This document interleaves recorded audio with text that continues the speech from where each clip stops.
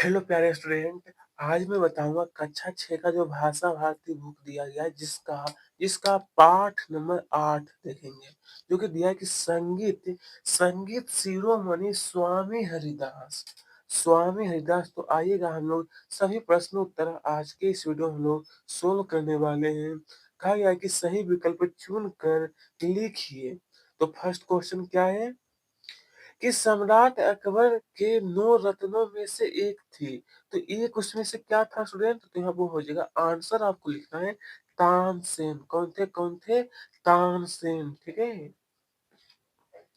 दूसरा क्वेश्चन जैसा कि फिर पूछा गया है कि दीपक दीपक की प्रज्वलित करने वाला जो राग है, आपको यहाँ पर 4 ऑप्शन देखते दिया, तो इसका ऑप्शन नंबर ए यानी दीपक राग ही होगा। क्या होगा? क्या होगा? तो दीपक राग इसका आंसर हो जाएगा। ठीक है। चलिएगा, अब यहाँ पर फिर पूछा गया है कि रिक्त स्थानों की पूर्ति कीजिए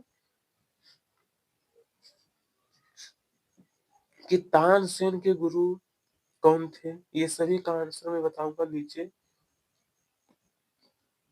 चलिए, फर्स्ट नंबर का जो आंसर है, जो गुरु कौन थे, तो यहाँ पर होगा स्वामी हरिदास।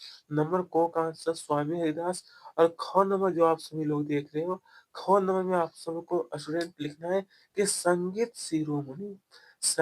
शिरोमणि। और ग नंबर जो आप सभी लोग देख रहे हैं वो क्या होगा?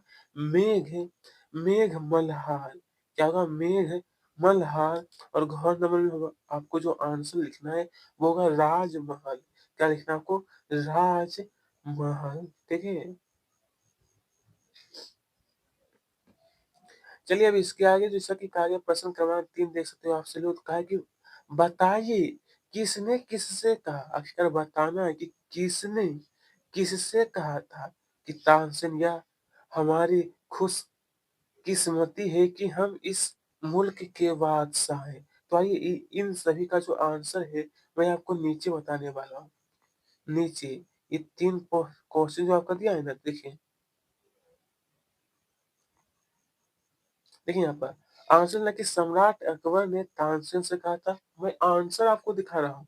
उत्तर को 1 नंबर का आंसर है, 2 नंबर का आंसर हो जाएगा कि तानसेन ने अपने गुरु बहन रूपा से कहे थे। नंबर 3 का आंसर कि स्वामी हरिदास ने अपने शिष्य तानसेन से अपने शिष्य तानसेन से। ठीक है। अब यहाँ पे क्या है, 4 से 5 भाग में आपको आंसर लिखना है।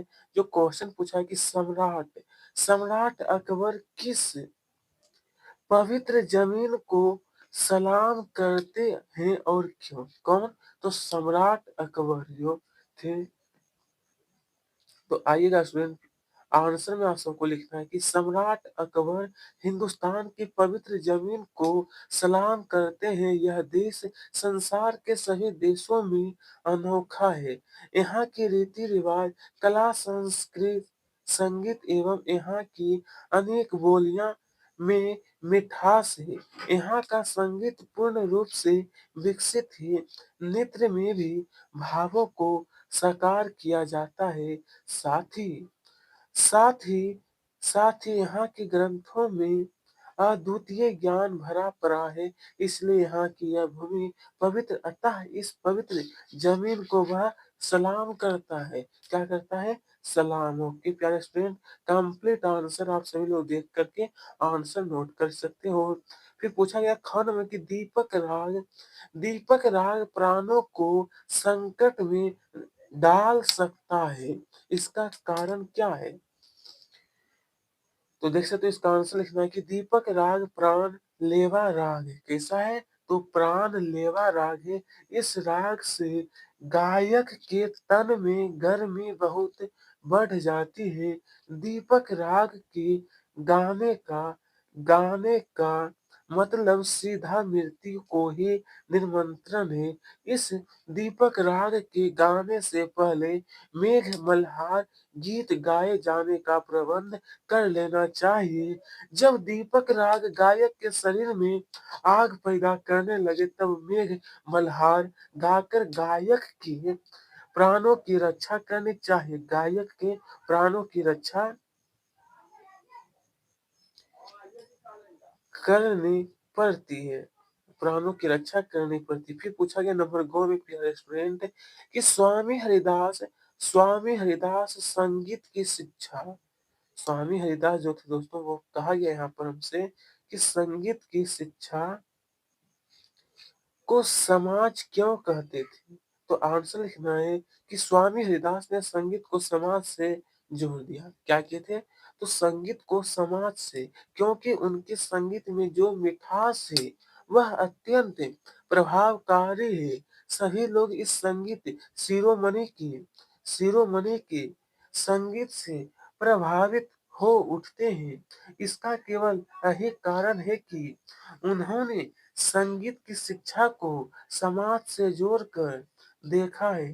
फिर आगे थोड़ा-सा और है प्यारे स्टूडेंट, जोड़कर देखा है संगीत के लाभ स्वयं अपने स्वार्थ के लिए नहीं, अपने प्रसिद्धि और सम्मान के लिए नहीं, संसार के स्वामी जग नियंता को रिझाने के लिए वे गाते हैं। अतः उन्होंने संगीत की शिक्षा को समाज कहा। अतः उन्होंने संगीत की शिक्षा को क्या कहते हैं? तो समाज कहा, ठीक है? चलिए इस तरीके से आप सभी लोग इन्हें कंप्लीट कर सकते हो। फिर इसके आगे का हम लोग प्रश्न देखते हैं। जैसा कि हमें पूछा गया है कि दीपक राग सुनने के पीछे सम्राट का क्या भाव था? किसका? तो सम्राट का। तो स्पष्ट कीजिए। तो आइए स्टूडेंट इसका आंसर आपको बताता हूँ कि दीपक राग सुनने के पीछे सम्राट का भाव यह था कि वह तानसेन के साथ ही उसके गुरु स्वामी हरिदास को भी अपने राज दरबार में सम्मानित नवरत्न के रूप में नियुक्त कर लेगा, जिससे दीपक राग को सुनने के लिए मेघ मल्हार के गाने की पूर्ति स्वामी हरिदास से हो जाएगी। स्वामी हरिदास से हो जाएगी। फिर इसके आगे थोड़ा-सा और है, परंतु ऐसा नहीं हो सका क्योंकि स्वामी हरिदास ने तो अपने संगीत को व्रज विहारी कृष्ण को समर्पित कर दिया था। वे कृष्ण की भक्ति में भी गीत गाते थे। किसी राज दरबार में स्वार्थ या लोभ के कारण नहीं, वास्तविकता तो यह भी थी कि राजा अकबर स्वामी हरिदास की परीक्षा लेना चाहता था कि वे स्वार्थ और लोभ के कारण तो संगीत की शिक्षा नहीं लेते। ठीक है प्यारे स्टूडेंट, इस तरीके से आप सभी लोग इन्हें कंप्लीट करिएगा। चलिएगा अब इसका आगे जो पूछा गया कि तानसेन, स्टूडेंट आपका जो दिया है कि तानसेन और स्वामी हरिदास के गायन में मुख्य अंतर। मुख्य अंतर क्या है? तो मैं बता देना चाहता हूँ कि तानसेन का गायन भी अच्छा था, लेकिन स्वामी हरिदास के गायन का कोई जवाब नहीं था। अर्थात तानसेन और हरिदास के गायन की तुलना नहीं की जा सकती, क्योंकि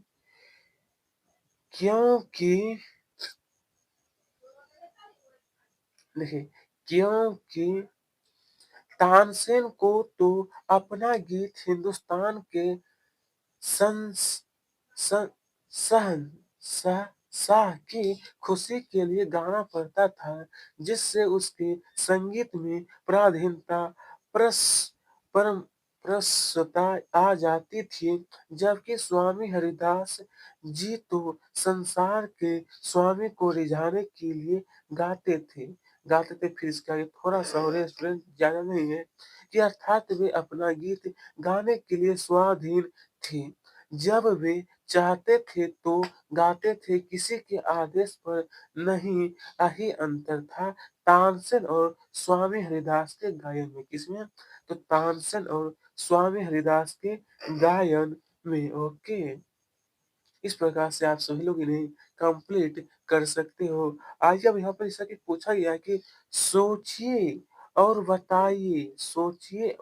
बताइए कि तानसेन ने अपने अपने गुरु को अंतर्यामी क्यों कहा? अपने गुरु को अंतर्यामी, चलिए मैं इसका आंसर आपको बता देता हूँ। इस प्रकार से देखिए, इसका जो आंसर थोड़ी-सी लंबी है, आप लोग इन्हें देख कर के, अगर आपकी इच्छा है नोट करने का तो आप लोग देख कर के प्लीज़ नोट करिएगा, ठीक है? मैं दिखा देता हूँ सिर्फ़ आपको। देखिए ये पूरा आपको नोट करना है स्टूडेंट। आप सभी को यहाँ पर कंप्लीट आंसर लिख सकते हो अच्छी तरीके से। उसके बाद कहा गया है नंबर ख में कि अकबर ने सम्राट अकबर ने सम्राट होते हुए स्वयं को वध किस्मत क्यों कहा? स्वयं को देखते हैं, अकबर ने तानसेन से कहा कि उसने राजा ने अकबर ने तुमसे तानसेन से दीपक राग सुनने की फरमाइश फरमाइश उसके बाद ये पूरा आप देखिए, ये स्टूडेंट आप सभी को पूरा कंप्लीट कर लेना है, ठीक है। इसे देख करके आप सभी लोग इन्हें कंप्लीट कर सकते हो। चलेगा, हम लोग आगे देखते हैं। अब देखिए गौर नंबर जो फिर प्रश्न आपका दिया गया है कि अकबर, हाँ तो प्यारे स्टूडेंट ये जो आपका घर नंबर जो दिया गया प्रश्न देख सकते हो, इसका आंसर आपको ये देख लीजिए, आंसर ये है। ये पूरा सिर्फ आपको दिखाई देता है, कंप्लीट आंसर हो गया ये अभी। चलिए अब इसके आगे जैसा कि कहा गया था अंगों में कि तानसेन और स्वामी हरिदास के गायन जो था, देखिए इसका भी आंसर कंप्लीट मैं आपको बताऊंगा, और कहीं पे कोई परेशानी भी नहीं होगा, ठीक है। इस तरीके से मेरा बताने का प्रयास रहता है। चलिए तो प्यारे स्टूडेंट अब यहाँ बताया कि सोचिए और बताइए कि तानसेन ने अपने गुरु को अंतर्यामी, जैसे इसका भी आंसर काफी लंबा है, मैं सिर्फ दिखा देता हूँ आपको, ये पूरा आंसर है। ओके प्यारे स्टूडेंट, चलिए अब दूसरा कहा है कि अकबर ने सम्राट होते हुए स्वयं को बदकिस्मत,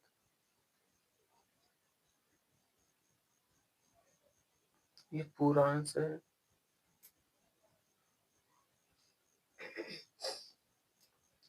अब देखिए गौर में जो कहा है कि अकबर ने स्वामी हरिदास के संगीत को जन्नत का संगीत अकबर ने, ये देखिए इसका आंसर ये आपका।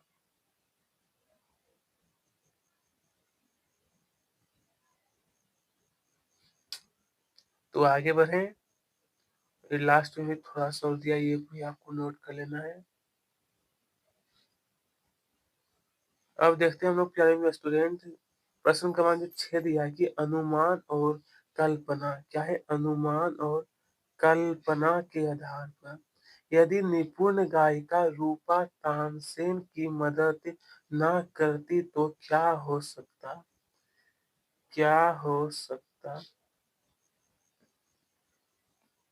देखिए आपको यहाँ पर कुछ पॉइंट दिया गया है जिससे देख लीजिएगा। फर्स्ट पॉइंट आपको ये है, पहला पॉइंट, और दूसरा पॉइंट में आपको ये लिख लेना है ये पूरा, और उसके प्राणों पर संकट आ पड़ता, ठीक है। ये पहला पॉइंट, ये दूसरा पॉइंट है, बस इतना ही आंसर है, ठीक है। आइए अब इसका ये जो कहा है कि ख नंबर देखिए प्रश्न कि तानसेन के स्थान पर यदि आप होते तो प्राणों पर संकट के बाद भी क्या सम्राट की आज्ञा का पालन करते? तो देखिए इसका भी आंसर ये आपका है, पूरा का आंसर आपको प्लीज नोट कर ले सकते हैं आप सभी।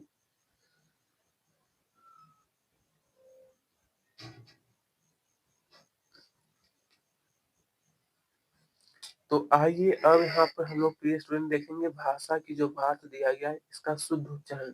तो मेरे साथ आपको एक दो बार पढ़ना है।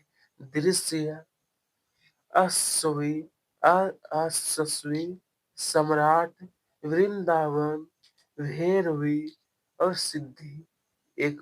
ओके, तो हालांकि ये नहीं लिखना है, ठीक है, ये लिखने की जरूरत आपको नहीं है। दूसरा क्वेश्चन काइकिन में से शब्दों की शुद्ध रूप आपको लिखना है, शुद्ध है। तो देख सकते हैं यहाँ पर दिया गया आपका अंतर्यामी, देखिए इस तरीके से लिखा आता है, और निमंत्रण और प्रतीक्षा, ये देखिए प्रतीक्षा इस तरीके से होता है, और सम्मान इस तरीके से लिखा था, ठीक है, ठीक है। अब यहाँ पर जो पूछा गया है कि शब्दों के विशेषण और विशेष, ये जो शब्द आपका दिया है इसका विशेषण और विशेष लिखना है। तो देखिए विशेष जो होगा राधिका, भाग्य, अकबर और रत्न, और विशेषण क्या होगा? निपुण, अच्छा, सम्राट, नव, सम्राट और नव होगा। निम्नलिखित शब्दों के साथ उपसर्ग लगाकर, तो यहाँ पर आपका दिया गया है उपसर्ग लगाते हुए आपको बनाना है। तो देखिए उप प्लस स्थिति, उपस्थिति, उपकरण, उपलब्ध, उपन्यास और उपवास, ये क्या है? तो उपवास।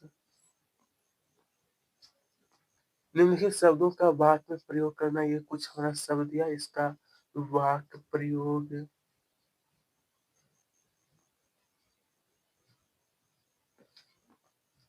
जैसे तो आपका दिया गया सबसे पहले क्या था? संगीत। तो मैंने वहां पे रेखांकित कर दी फर्स्ट वाक्य संगीत। दूसरा नंबर जो दिया है कि विधाता। नंबर 3 में दीवाना। नंबर 4 में जो दिया है कि प्रभात, क्या है? तो प्रभात।